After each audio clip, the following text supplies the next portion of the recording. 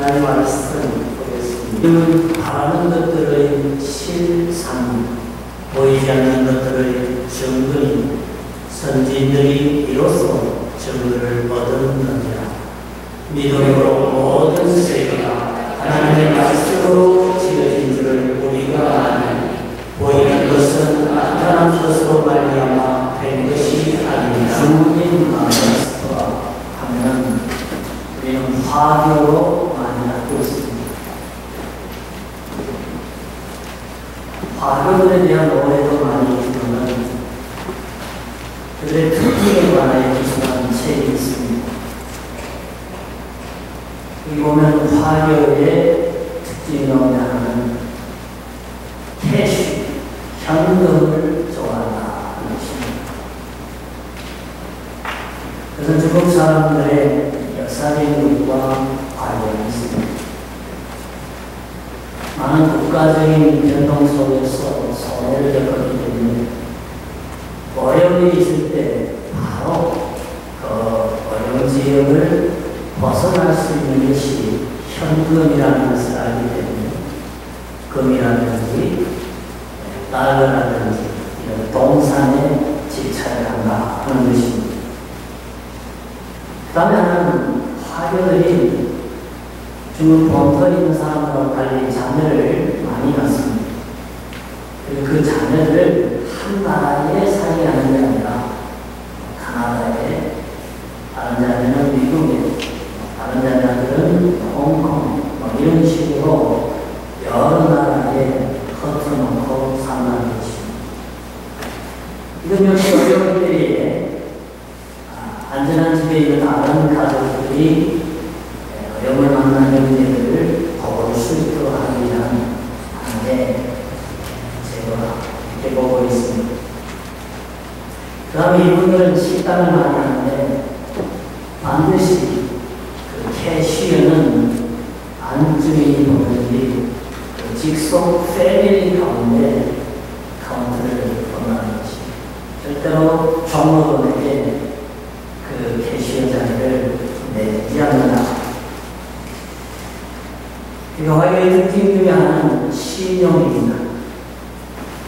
그 화교들의 사회에서 신용을 잃어버리면 그 사람은 사형 선고를 사회적으로 받으니까 마찬가지입니다. 아무도 믿어주지 않고 거래하지 않는다 하는 것입니다. 그래서 화교들이 아무리 많은 돈을 빌려주고 받을 때에도 그 친구 앞에서 절대로 캐시를 세스로 하지 않는다면 그거는 아주 큰 신뢰가 된다고 합니다. 그냥 믿고 주고 믿고 받는다 하는 것입니다. 하나는 친구의 친구는 내 친구. 내가 몰라도 내가 잘 아는 친구의 친구라면 내 친구로 받아들이는 사회적인 습성이 있고 동시에 친구에서는 큰 손해를 끼치거나 원수 관계에 있는 친구의 원수는 나에게도 원수. 이러한 인간관계의 룰이 존재한다고 합니다. 여기 50만의 중국 사람들이 있습니다. 우리가 중국 사람들을 대하는 데 있어서 이러한 특징들이 이해가 다시 도움이 될 수도 있겠다 이런 생각을 해봅니다. 그렇다면 중국 사람들의 특징이 그렇다면 소위 기독교인들의 특징은 무엇이어야 하는가? 예수 믿는 사람들, 교회에 다니는 우리들은 그럼 어떤 특징을 가져야 합니다.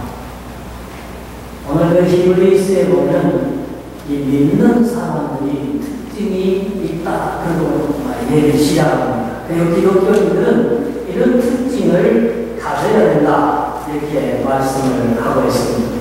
우리 말씀을 한번 보도록 하겠습니다.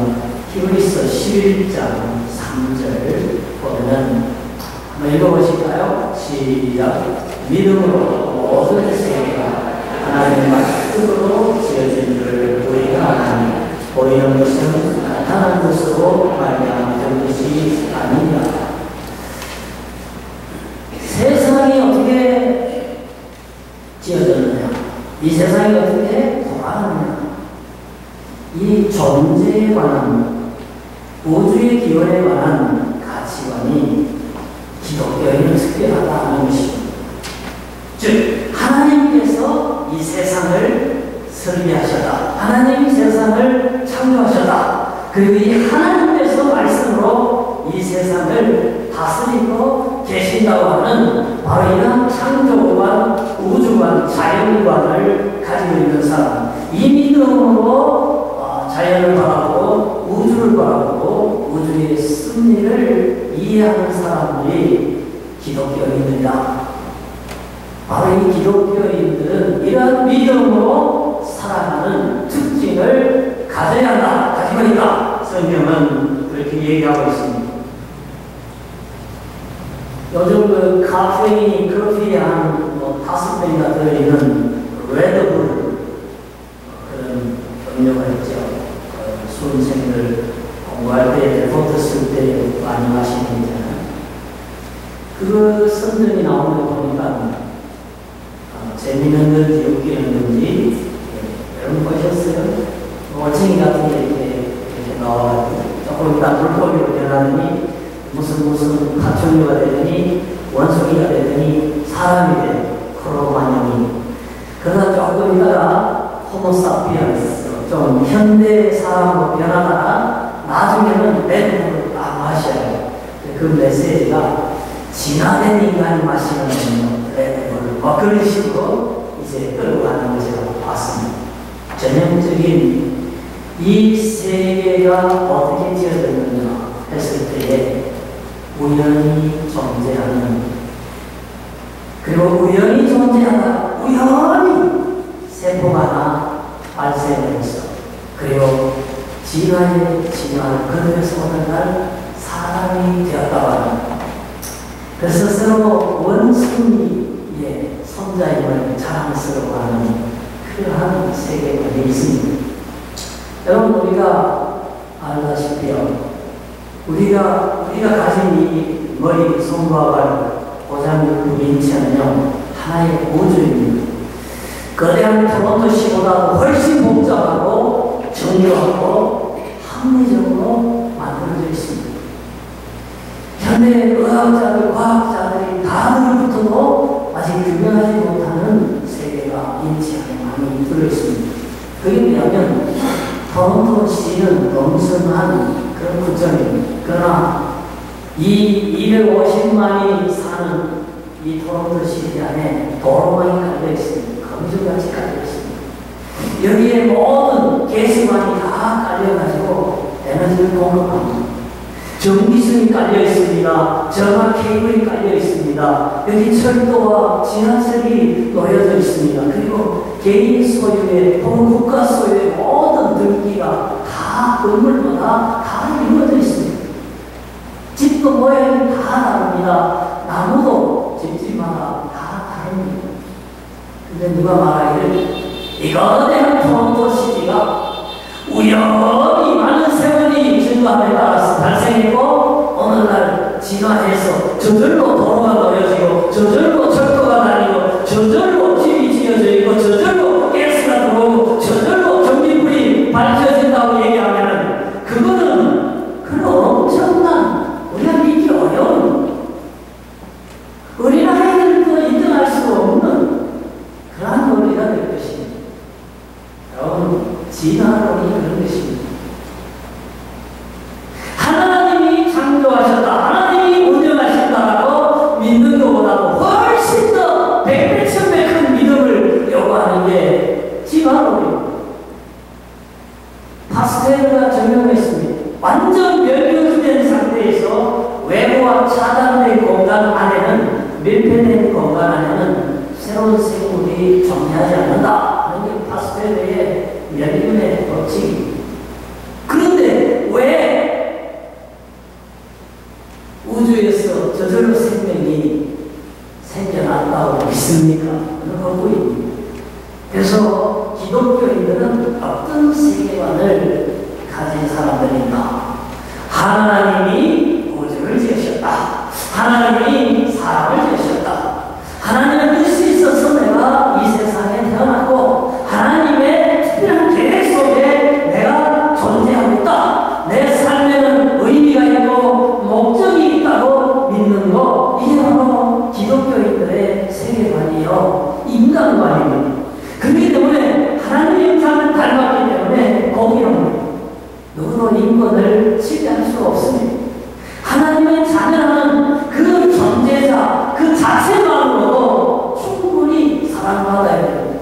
그리고 존경받아야 됩니다. 하나님은 적어도 우리를 그렇게 창조하셨습니다. 우리 인간 스스로의 존엄을 평가절하하는 그러한 세계관에 떠내려가지 말아야 된다 하는 것입니다. 그 다음 하나는 기독교의 특징은요, 예배하는 사람들입니다. 우리 밑줄 치지 한번 읽어보겠습니다. 시작. 아벨은 가인보다 그 나은 제사를 하나님께 드림으로 의로운 자라는 증거를 얻었으니. 여러분, 디모데 11장에는 믿음으로 산 사람들의 이야기가 쭉 나오고 있습니다.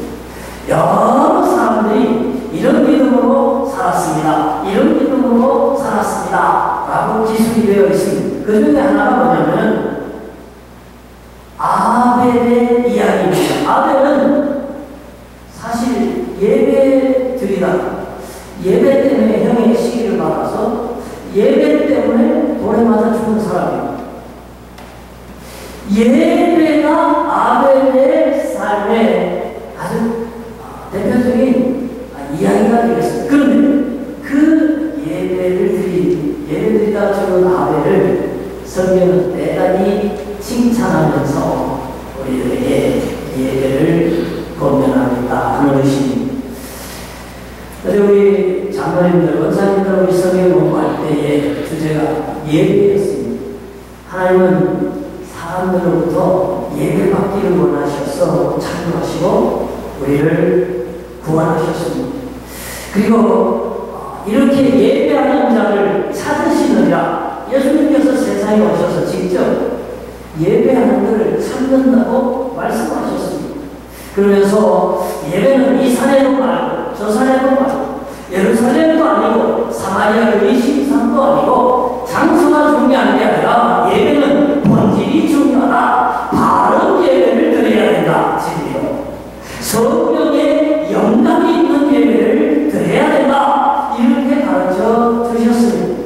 그래서 오늘날 기독교인의 특징을 다시 설명을 한다면 기독교인이란 우리를 창조하신 하나님을 예배하는 사람들, 우리를 죄에서 용서하시고 구원하시고 하나님 자녀로 삼아주신 그 예수 그리스도 성자 하나님을 예배하는 사람들, 예배하는 특징을 가진 사람들, 이렇게 설명할 수가 있을 것입니다. 여러분, 예배는 하나님이 우리를 지으신 데 대한 창조주에 대한 경의의 표시뿐만 아니라 엄한 죄를 용서해 주신 그 하나님의 은혜와 사랑에 감사하는 행위일 뿐만 아니라 또한 지치고 삶에 지치고 힘든 사람들의 예배를 통해 하나님을 만나고 하나님의 위로와 회복을 받는 그런 치유의 시간이 되기도 하는 것입니다. 하나님은 솔로몬에게 그렇게 말씀하셨습니다. 1,000번째의 제사를 드린 다음에 하나님 그렇게 말씀하셨습니다. 솔로몬아, 너는 내게 구하라. 내가 너에게 무엇을 해줄까? 하나님이 예배를 기쁘시게 받은 다음에 반드시 예배자를 축복하시는 것을 보게 됩니다. 우리가 아는 솔로몬은 지혜를 받았고, 그리고 지혜 외에도 부와 권력과 그 나라의 융성한 부복을 선물로 받았습니다. 이러한 축복이 오늘날도 예배 가운데 있는 줄로 믿습니다. 저는 여러분이 예배의 승리자가 되시고 솔로몬과 같은 예배의 축복을 받는 저와 여러분들을 주의 이름으로 축원합니다. 아멘. 여러분, 제가 훈련소에서 병영 훈련을 받을 때요. 너무나 힘들었어요. 저는 우리 집에서 그래도 맏아들이라고 귀하게 사랑받고 자랐는데 훈련소 가니까 사람이 아니에요. 그냥 듣는 여기고요. 그냥 집 앞에서 나온 신발이요. 나는 착해서 내 신발만 신는데 다른 애들은 그냥 내 신발 다 묻혀가고요. 나중에 신어도 제 발 사이즈는 요만한데 앞이 이만큼 드나면 큰 옷과 신발만 남아있어요. 그래서 내가 스스로 봐도 참 모양이 참 우습고 그랬었어요. 그거 하나 잘못하면 전체가 다 머리 받고 별거 다 하잖아요. 그렇게 막 시달리다가 주의가 됐어요. 그래서 우리 교회에 갔는데요. 교회 다니까 그 장교들도 있고 그 군속 가족들도 있고 우리를 사랑으로 대해주는 거예요. 안내 보는 사람들이 아이 우리 아저씨들 어서오세요 그러면서 인사하는데요. 사랑 대접을 받는데요. 너무너무 기쁘더라고요. 그럼 이제 찬송을 부르는데 그 고향교회에서 부르던 찬송을 군인교회에서 부르는 목사님이 하나님 말씀을 전하는데 되게 이렇게 은혜스러운지 그냥 눈물이 퍽 쏟아집니다. 참 그래가지고 돌아오는데 많은 평안과 하나님의 그 격려하시는 것 하나님 살아서 함께 하심을 느끼고 돌아와서 나머지 훈련 기간을 잘 마쳤던 기억이 있습니다. 여러분, 내 인생활하면서 힘든 얼마나 많이 있습니다. 양보로서도 안 되고, 돈으로도 해결되지 않고, 어떤 것으로도 해결할 수 없는, 그리고 누구에게도 말할 수 없는 어려움들이 우리가 공부하면서, 유학생활하면서 얼마나 많이 있습니다.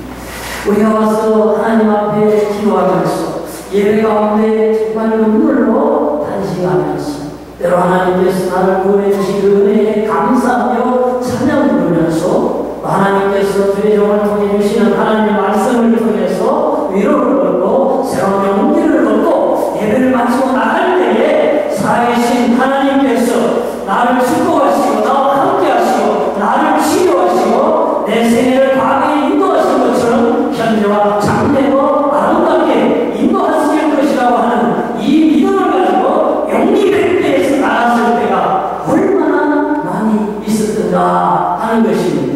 그래서 예배는 이민자들에게 꼭 필요합니다. 여기 와서 어렵게 공부하고 유학하는 학생들에게 예배는 하나님께 영광 돌리기 위해서도 드려야 되지만 내가 은혜를 받고 내가 회복을 받고 내가 내 남은 인생을 정말 성공하고 승리하기 위해서 죄와 싸워 이기기 위해서도 우리는 예배가 필요하다 하는 것입니다. 이번에 이제 제가 12교회에서 모인 70명을 인솔해 가면서 좀 마음에 염려되는 부분이 있었습니다. 하나는 안전사고에 관한 부분이고요. 왜냐하면 그 후진국에서 아무리 좋으시고 해도 한순간에 사고가 일어날 수 있기 때문에 여기서도 사고가 일어날 수 있는데 성벽이 안에 일어나고 시험이 될 수 있잖아요. 그래서 기도하고 또 하나는 이제 12교회, 영어권, 에스파뇰권, 한국어권, 세계문화권의 사람들이 이렇게 처음으로 만나서 힘든 여건 속에서 사역을 해야 되니까 화목하지 못한 것, 그 불화스러운 게 일어나면 안 되겠다. 이런 부분들을 염려를 했습니다. 근데 출발하기 전에 9개 교회가 저희 교회에 수요일날 모여서 연합연신 예배를 드렸습니다. 그때에 정말 우리가 거기 뭐 할아버지 같은 사람도 오고 손자 같은 큰 강의 선교사들도 모였지만 생명부지한 사람들이 다 모였지만 우리가 한 찬송을 불렀습니다. 한 마음으로 기도를 했습니다. 그리고 한 예수 그리스도에 대한 신앙을 고백했습니다. 그리고 한 사명을 확인하고 성결을 위한 길을 다지면서 예배를 통해서 하나님을 느꼈습니다. 그리고 현지에서도 예배를 통해 현지인과 우리가 하나 되는 것을 또한 느꼈습니다. 여러분, 이거 굉장히 중요합니다. 어떻게 부부가 하나 될 수 있습니까? 어떻게 세대 간의 격차가 있음에도 불구하고 부모와 자녀가 하나 될 수 있습니다. 어떻게 학력도 재산력도 살아온 배경도 전혀 다른 박 집사님과 김 집사님과 아니면 S 혹은 D 여러 장로님들과 교역자들이 하나 될 수 있습니까? 그것은 예배 안에서 한 그리스도의 신앙을 고백하고 같은 찬송과 기도와 말씀을 나누면서 우리는 기독교인으로서의 동질성을 확인할 수가 있는 것입니다. 그래서 예배는 가족의 하나됨을 위해서도 필요합니다. 교회의 하나됨을 위해서도 필요합니다. 나와 소망회가 하나되고 나와 어린이 유초등부가 하나 될 수 있는 캐네디언과 코리안이 하나 될 수 있는 게 무엇인가? 바로 하나님을 예배하는 동일한 신앙과 동일한 예배 안에서 이러한 역사가 하나님이 일어날 수 있고 확인될 수 있다 하는 것입니다. 어제 우리 장로님들은 간증을 하셨습니다. 어릴 적에 교회에 다니고 난 이후부터 예배에 아파서 못 간 것 빼고는 그것도 몇 번 평생을 예배에 참석했다고. 지금도 예배에 참 마음을 들여서 참석할 예를 쓰고 있다 얘기를 하시면서 오늘날 장로님들이 모든 영역 간의 가정적인 대외적인 축복이 이 예배의 축복으로 받은 것으로 알고 있다. 이런 간증을 들었습니다. 사랑하는 성도 여러분, 하나님은 틀림없이 성경대로 우리를 대하십니다.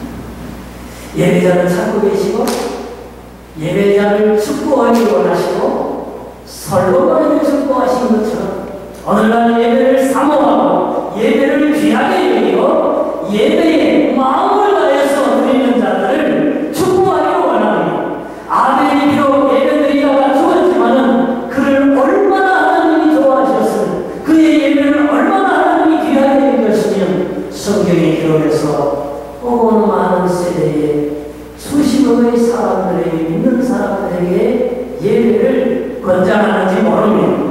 그러므로 여러분 예배를 귀하게 여기시고 예배를 사모하시고 하나님을 감동시키는 예배를 드리고 서로서로 예배를 통해서 회복되어지고 예배를 통해서 하나님의 축복을 받아 누리는 예배 공동체들 예배 승리자들 되시기를 주님으로 축복합니다. 아멘. 여러분 예배를 방해하는 여러 가지가 있습니다. 지각하는 것, 예배 시간에 조는 것, 피곤해서 한 번 조는 것 말고 꼭 조는 사람들이 있어요. 그건 하나님을 기분 나쁘게 합니다.